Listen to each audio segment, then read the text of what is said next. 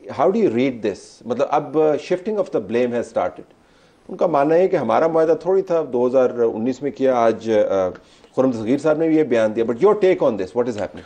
तलत भाई, मैं इसमें दो आपके सामने नुकात रखूंगा। पहला नुकता ये कि सिद्दीकी साहब मेरे सीनियर हैं, बड़े मेरे लिए काबिल एहतराम है, लेकिन ये गुफ्तगू और ये बयानिया के लोगों के सामने अगर रखा जाए कि हमारा इससे कोई ताल्लुक नहीं है, तो लोग मानने वाले नहीं। ठीक, हुकूमत आपकी इतनी ज़रूर थी कि आपके नाम एग्जिट कंट्रोल लिस्ट से भी निकल गए, आपके केसेस भी ख़त्म हो गए, जो अकाउंट्स डी फ्रीज थे वो भी फ्रीज थे, वो भी डी फ्रीज हो गए, सारे काम नैब के कवानीन के अंदर तरमीम हो गई, आपकी जितनी क़यादतों के जो पर्सनल मसाइल थे वो सारे के सारे हल हो गए, और फिर अवाम के जो मसाइल थे वो अपनी जगह पर रहे। ठीक। तो आज उससे लाताल्लुकी जो है वो कोई बनती नहीं है लोगों के सामने, मेरे ख्याल से इट कांट सेल। दूसरा नुकता मैं जो आपके सामने रखना चाहूंगा वो कतई नज़र इस सारी कॉन्वर्सेशन से, वो ये है कि आज जो इस मुल्क में बहरान है, पहले उसकी संगीनी का एहसास कीजिए। ये बहरान इतना संगीन है, और ये सिर्फ पावर सेक्टर के बहरान की मैं बात नहीं कर रहा, ये बिजली के बिलों की मैं बात नहीं कर रहा। बिलाशुबा अवाम इस वक्त सख्त तकलीफ में है, लेकिन पाकिस्तान को जिस बहरान का सामना है ये पूरे मुल्क को ले बैठेगा। और ये बहरान बना क्यों है, हमें उसकी वजूहात पे गौर करना चाहिए, और फिर उससे निकलना कैसे। तो आप मुआशी बहरान की बात कर रहे हैं या किस मैं बात कर रहा हूं सियासी अदम इस्तेकाम। ठीक, मैं बात कर रहा हूं सियासी बहरान की, कि आज हम माशी बहरान इस वजह से देख रहे हैं कि कंटिन्यूसली हमारे मुल्क में 10 सालों से एक सियासी बहरान है, और वो बहरान शुरू हुआ डॉन लीक्स के बाद। ठीक, डॉन लीक्स के बाद से लेकर आज तक हमने 2 इलेक्टेड प्राइम मिनिस्टर्स को निकलते हुए देखा, हमने उनको गिरफ्तार होते हुए देखा, हमने उनकी पार्टी के रहनुमाओं को गिरफ्तार होते हुए देखा, उनके वर्कर्स को गिरफ्तार होते हुए देखा। तो आप कैसे एक्सपेक्ट कर सकते हैं कि जब इतना बड़ा सियासी अदम इस्तेकाम मुल्क के अंदर होगा तो उसके नतीजे में आपका माशी इस्तेकाम आ जाएगा? नहीं होना। और इस सारे बहरान के जो जिम्मेदार हैं उसमें सियासतदान भी शामिल है, उसमें जजेस भी शामिल है, उसमें हमारी जुडिशरी का बहुत बड़ा किरदार है, हमारे जर्नल भी शामिल है। किया मैं चाहूंगा कि ट्वीट आपका दिखा दो, you said exactly this in जी, कि इसके अंदर सब शामिल है और अफसरशाही इसके अंदर शामिल है। तो जब आप इसको नैरो डाउन करके हमें बताएं, वो कह रहे हैं कि हमारी हुकूमत थी नहीं, ये कह रहे हैं कि ये सियासी अदम ऐसा काम है, सादिया का आर्गूमेंट ये है जी कि अपनी इनकॉम्पिटेंस है। बट ये सारी बातें लोगों को समझाने के नहीं है, बताना है कि यार बिलों का करना क्या। Who is to blame for the bill crisis in Pakistan? कौन है? ये एक हुकूमत की कहानी नहीं है, एक पावर सेक्रेटरी की कहानी नहीं है, ये कहानी चल रही है आपकी 1994 से। 1994 में इसकी बुनियाद रखी गई, जब हमने पहले इंडिपेंडेंट पावर प्लांट लगाया। वैसे तो 1991 में आ गया था, 94 की पॉलिसी का प्लांट है। वहाँ से गलती हुई कि जो उस वक्त का सरमायाकार आया उसको आपने डॉलर में, अगर आपने रुपए में भी अदायगी करनी थी तो एक डॉलर का रेट आपने उसके साथ तय किया कि इस रेट के ऊपर हम आपको अदायगी करेंगे, अगर आपका प्लांट बंद होगा तो उसके बावजूद हम आपको पेमेंट करते रहेंगे। उस पॉलिसी को बेस बनाकर 2005 में इसी तरह की एक पॉलिसी 2002 की थी, फिर 2005 में उसके प्लांट्स लगे, 2013 में उसको रेप्लिकेट किया गया, वो जो चाइना पाकिस्तान इकोनॉमिक कॉरिडोर के थे। जब उसको रेप्लिकेट किया गया तो उसको बहुत सारे केसेस में जो आपको पहले ऑन एन एवरेज को 17% आपको रेट ऑफ रिटर्न मिल रहा था, वो 27-27% तक।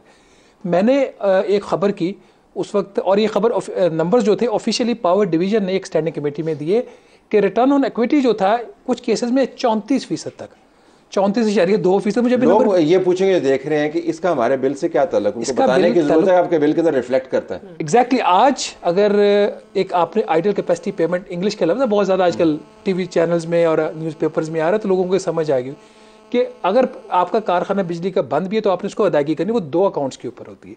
एक तो उसने जो कर्जा लिया हुआ प्लांट लगाने के लिए वो भी आपके टैरिफ से रिकवर हो रहा है, दूसरा वो उसका जो उसकी कैपेसिटी है कि वो आपको 100 मेगावाट बिजली बेच सकता है।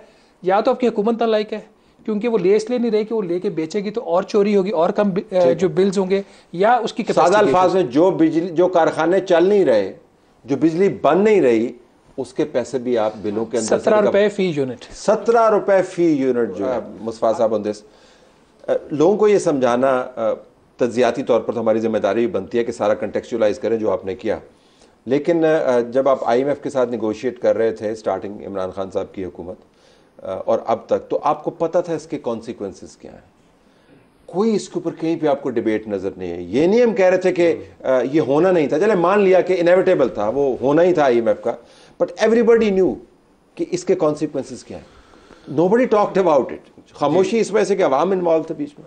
तलत भाई, इसमें हमें लोगों के सामने ये बात भी रखनी चाहिए कि IMF के पास हमें जाना क्यों पड़ता है और IMF है क्या। ठीक, IMF को आप देख लें एक डॉक्टर की तरह है, आप मरीज हैं, आप IMF के पास जाते हैं और उसको कहते हैं कि जनाब ये मेरा मुआयना करो और बताओ मुझे क्या मर्ज लाहक है, और फिर वो आपको एक प्रिस्क्रिप्शन दे देता है।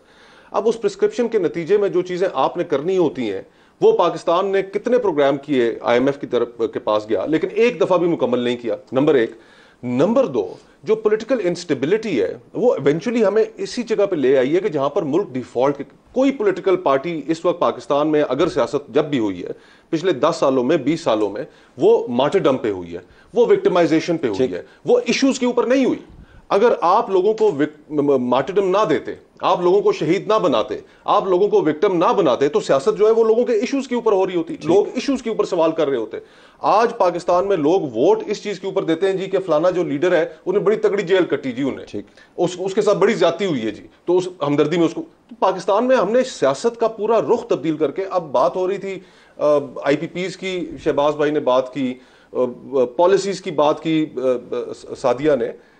द पॉइंट इज कि मैं कौन सी पॉलिसी इस मुल्क के अंदर बना सकता हूं अगर मैं सियासतदान हूं। हमने देखा नहीं कि इफ्तिखार चौधरी साहब ने, जो आपके इस मुल्क का सबसे बड़ा इस वक्त तक प्रूवन एसेट है, स्टील मिल्स के साथ उन्होंने क्या किया, फिर उसके बाद जो आपकी माइन है बलोचिस्तान में रिकोटेक, उसके साथ उन्होंने क्या किया, पाकिस्तान को अरबों डॉलर फाइन्स में देने पड़े।